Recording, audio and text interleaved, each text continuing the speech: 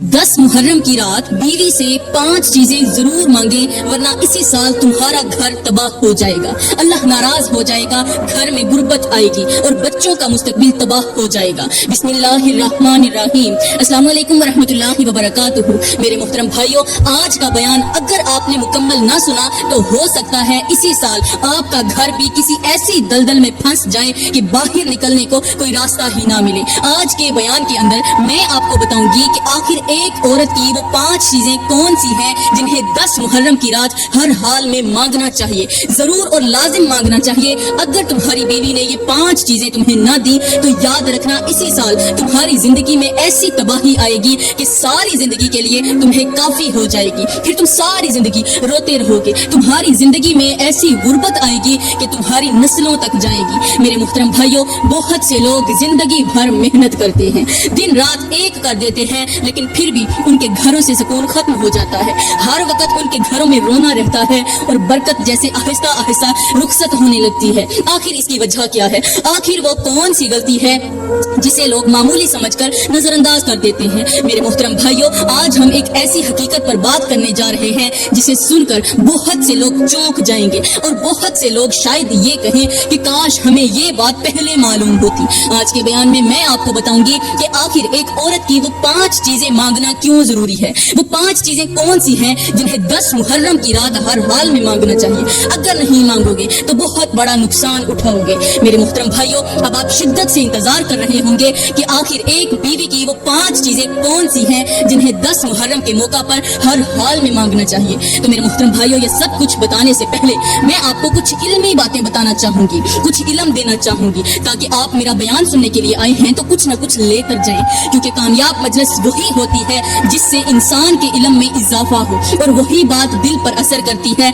जो इंसान को सोचने पर मजबूर कर दे। मेरे मोहतरम भाइयों, सबसे पहले मैं बात करती हूँ कि आखिर मुहर्रम के महीने में ऐसा क्या हुआ था कि आज 1400 साल गुजर जाने के बावजूद भी दुनिया इस वाक़े को भुला नहीं सकी। आखिर वो कौन सा दर्द था, कौन सी कुर्बानियां थी और कौन सा सब्र था जिसने तारीख के सफहात पर ऐसे नकूश छोड़े कि जमाना बदल गया, हुकूमतें बदल गई, नस्लें बदल गई, मगर करबला की याद आज भी जिंदा है। मेरे मोहतरम भाइयों, मुहर्रम हमें सिर्फ एक तारीखी वाक़या नहीं सुनाता, बल्कि ये हमें सब्र और हक पर डटे रहने का दर्स भी देता है। यही वजह है कि जब भी मुहर्रम का महीना आता है तो अहले इस्लाम के दिलों में करबला की याद ताज़ा हो जाती है। मेरे मोहतरम भाइयों, ये वो अय्याम थे जब इमाम हुसैन और आपके अहले बैत सख्त आजमाइशों से गुजर रहे थे। रिवायतों में आता है कि रसूलुल्लाह सल्लल्लाहु अलैहि वसल्लम के नवासों के लिए पानी बंद कर दिया गया था, बच्चे प्यास से बिलक रहे थे, खैमों में सिसकियां थी और हर तरफ आजमाइश का माहौल बना हुआ था। इमाम हुसैन कभी आसमान की तरफ देखते और कभी अपने मासूम बच्चों के चेहरों की तरफ देखते।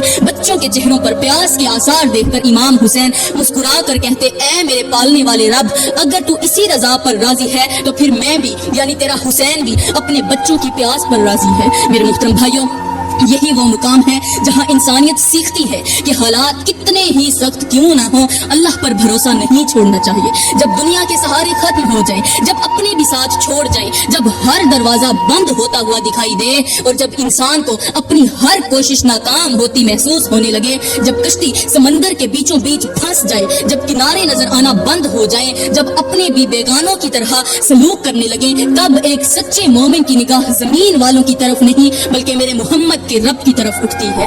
तब एक सच्चा मोमिन टूटता नहीं है बल्कि अपने रब के और करीब हो जाता है। मेरे मोहतरम भाइयों, जिस बंदे का ताल्लुक अल्लाह से मजबूत हो जाए उसे जमाने के थप्पड़ कमजोर नहीं करते बल्कि मजबूत बना देते हैं। लोग समझते हैं कि वो खत्म हो गया, अब ये अपने पैरों पर नहीं उठ पाएगा, अब इसके पास कुछ नहीं बचा, अब इसकी कहानी खत्म हो चुकी है। लेकिन अल्लाह फरमाता है, तुम नहीं जानते, मैं अपने उस दुखी इंसान को उस मकाम तक ऊंचा ले जाऊंगा जहां देखने वालों की पगड़ियां भी जमीन पर गिरती नजर आएंगी। अभी वो मंजर आना बाकी है, अभी दुश्मनों का हैरान रह जाना भी बाकी है। मेरे मोहतरम भाइयों, इंसान अपनी आंख से सिर्फ आज को देखता है मगर अल्लाह आने वाले कल को भी देख रहा होता है। जब रब साथ हो तो फिर खाली हाथ भी ताकत से भर जाते हैं। अब एक तरफ तपता हुआ सहरा, दूसरी तरफ प्यास से बिलकते हुए बच्चे और दरमियान में इमाम हुसैन खड़े हैं। कभी बच्चों के चेहरों को देखते हैं, कभी आसमान की तरफ निगाह उठाते हैं और बेसाख्ता जुबान बोल पड़ती है कि ऐ मेरे मोहम्मद के रब, अगर तू इसी पर राजी है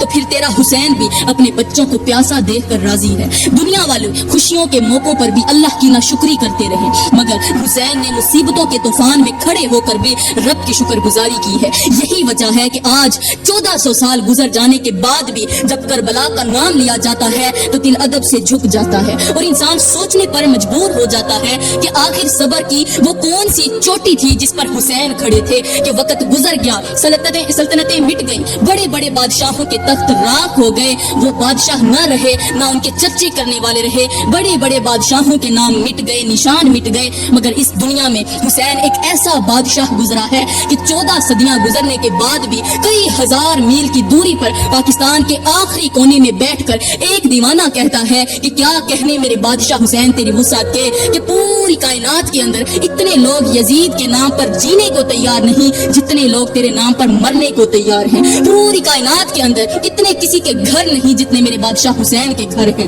پوری کائنات کے اندر اتنے کسی کے نوکر نہیں جتنے میرے بادشاہ حسین کے نوکر ہیں۔ میرے محترم بھائیوں، 9 محرم کی شام تھی، امام حسین اپنی بہن حضرت سیدہ زینب کے خیمے میں تشریف لائی۔ بہن نے بھائی کو دیکھا تو آنکھیں بھر آئیں، امام حسین نے بہن کی کلائی پکڑی اور اس پر بوسہ کیا۔ بہن سوچنے لگی کہ پہلے تو میرے بھائی میرے ہاتھوں پر بوسہ دیا کرتا تھا، آج کلائی پر بوسہ کیوں کر رہا ہے؟ پھر حضرت زینب نے آگے بڑھ کر پہلے بھائی کی زلفوں کو بوسہ دیا، پھر آپ کے گلے پر بوسہ دیا۔ امام حسین نے محبت بھرے لہجے میں فرمایا، اے میری بہن، پہلے تو تم میری پیشانی کو چوما کرتی تھی، آج میری زلفوں کو کیوں چوم رہی ہو؟ حضرت زینب کی آنکھوں سے آنسو بہ نکلے۔ عرض کیا، بھائی میرا دل گواہی دے رہا ہے کہ یہ رات میرے لیے بہت بھاری رات ہے اور آنے والا دن امت کی تاریخ کا سب سے دردناک دن ہے۔ اے میرے بھائی، آج رات ہماری ماں سیدہ فاطمہ تو زہرا میرے خواب میں آئی تھی، انہوں نے مجھے بتایا تھا کہ آج کا دن تیرے بھائی حسین کا آخری دن ہے، تیرے حسین کی زلفیں خون سے لت پت ہو جائیں گی، لت پت ہو جائیں گی، جتنا ہو سکے بھائی کی زلفیں چوم لینا، بوسے لے لینا، کیونکہ آج کا دن تیرے بھائی کی زندگی کا آخری دن ہوگا۔ نبی کا کلمہ پڑھنے والے تیرے بھائی پر ایسا وار کریں گے کہ اس کا سر تن سے جدا کر دیں گے،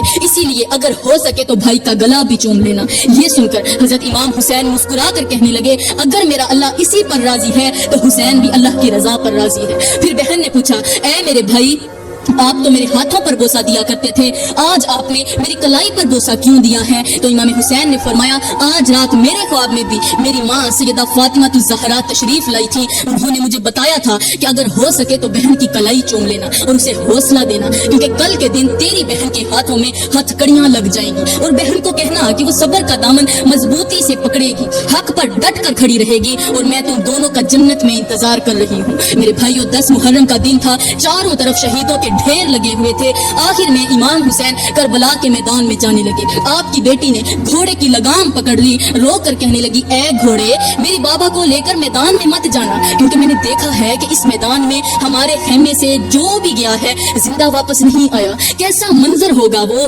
جب ایک باپ گھوڑے پر سوار ہوگا اور اس کی معصوم سی ننھی سی بیٹی گھوڑے کے قدموں سے لپٹ کر منتیں کر رہی ہوگی کہ آگے مت بڑھنا، اے گھوڑے، میرے بابا کو مجھ سے دور مت لے کر جانا۔ میرے بھائیوں، ایک طرف حق کا علمدار کھڑا باپ تھا، دوسری طرف اس کی معصوم بیٹی کھڑی تھی۔ وہ شاید جنگ نہیں سمجھتی، وہ شاید حالات کی سنگینی نہیں جانتی، مگر اتنا ضرور جانتی ہے کہ جو بھی اس میدان میں گیا ہے وہ واپس نہیں آیا۔ میرے بھائیوں، کہا جاتا ہے کہ امام حسین نے آخر میں اپنے بیٹے امام زین العابدین سے فرمایا کہ میری بیٹی کا خیال رکھنا، یہ میری وہ بیٹی ہے کہ جب تک میں اسے اپنے سینے پر نہیں سلاتا تھا مجھے نیند نہیں آتی تھی۔ یہ باپ کے سینے پر سونے کی عادی ہے۔ ذرا تصور کرو، ایک لمحے کے لیے سوچو میرے بھائیوں، ایک ننھی سی بچی جس کی پوری دنیا اس کے بابا ہو، جس کی ہر خوشی اپنے باپ سے شروع ہوتی ہو اور اپنے باپ پر ہی ختم ہوتی ہو۔ کہا جاتا ہے کہ کربلا کے اندر بڑے بڑے مصائب آئے، بڑے بڑے صدمے آئے، مگر جب اس ننھی سی بیٹی کی جدائی کا لمحہ آیا تو امام حسین کی آنکھوں سے آنسو نکلتے نظر آئے۔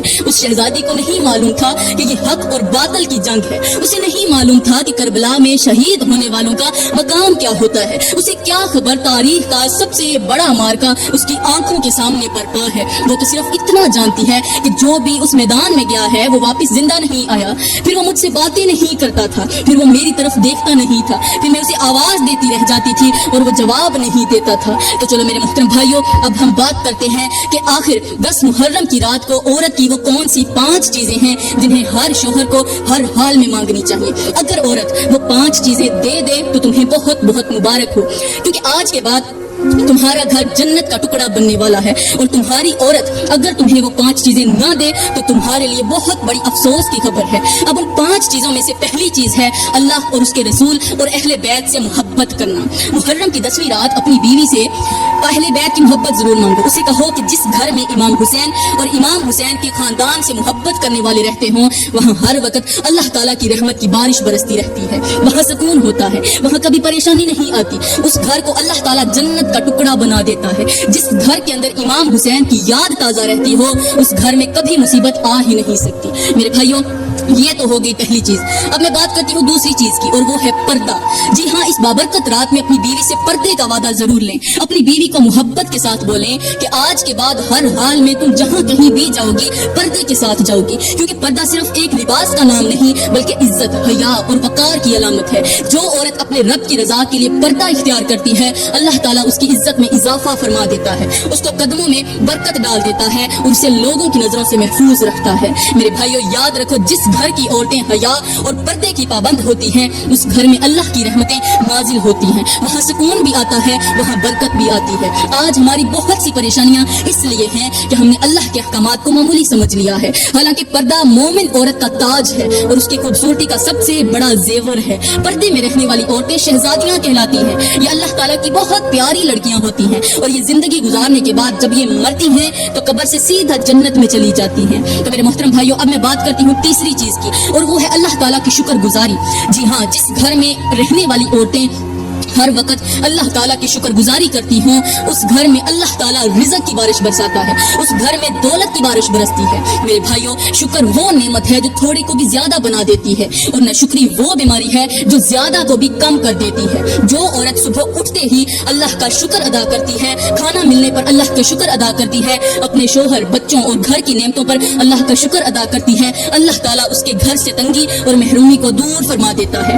याद रखो, रिज़्क़ सिर्फ पैसे का नाम नहीं, सेहत भी रिज़्क़ है, औलाद भी रिज़्क़ है, सुकून भी रिज़्क़ है, इज्जत भी रिज़्क़ है, और दिल का इत्मीनान भी रिज़्क़ है। कितने ही लोग दौलत के ढेरों में बैठे हैं मगर सुकून से महरूम रहते हैं, और कितने ही लोग थोड़े वसाइल के बावजूद खुश और मुतमईन जिंदगी गुजार रहे हैं क्योंकि उन्होंने शुक्र का दामन थामा हुआ है। मेरे भाइयों, जब घर की औरत अल्लाह की नेमतों को याद करती है तो रहमत के दरवाजे खुलते हैं, और जब हर वक्त शिकायतें और नाशुक्री जुबान पर रहती है तो बरकतें आहिस्ता आहिस्ता उठना शुरू हो जाती हैं। मेरे भाइयों, अब मैं बात करती हूँ चौथी चीज की, और वो है हया।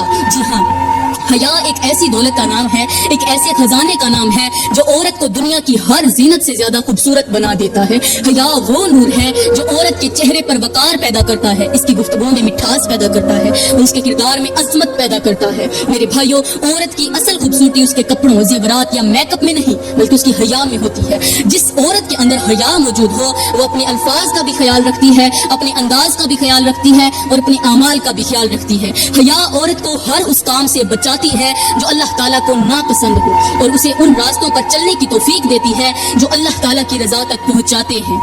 मेरे भाइयों, अब मैं बात करती हूँ आखिरी चीज की कि मुहर्रम की 10वीं रात आपने अपनी बीवी से जो 5वीं चीज मांगनी है वो है बच्चों की अच्छी परवरिश, और बच्चों को इमाम हुसैन की कहानियां सुनाना, इमाम हुसैन की बहादुरी के किस्से सुनाना, इमाम हुसैन के दीन पर डटे रहने की तलकीन करना। जी हाँ, औलाद सिर्फ खाना, लिबास और तालीम देने से अच्छी नहीं बनती बल्कि उनके दिलों में नेक लोगों की मोहब्बत, हक की पहचान और अच्छे किरदार की रोशनी भी डालनी पड़ती है। मेरे भाइयों, जब एक माँ अपने बच्चे को इमाम हुसैन की कुर्बानी और हक के लिए खड़े होने के वाक़यात सुनाती है तो बच्चों के दिलों में सच्चाई, बहादुरी और दीन से मोहब्बत पैदा होती है। वो सीखते हैं कि हालात कितने ही मुश्किल क्यों ना हो, हक का साथ नहीं छोड़ना चाहिए और सच्चाई के रास्ते पर साबित कदम रहना चाहिए। तो मेरे भाइयों, मैं दुआ करती हूँ कि अल्लाह ताला हमें इमाम हुसैन से मोहब्बत करने वाला बनाए, अल्लाह ताला हमारी नस्लों को अहले बैत से मोहब्बत करने वाला बनाए। आमीन सुम्मा आमीन।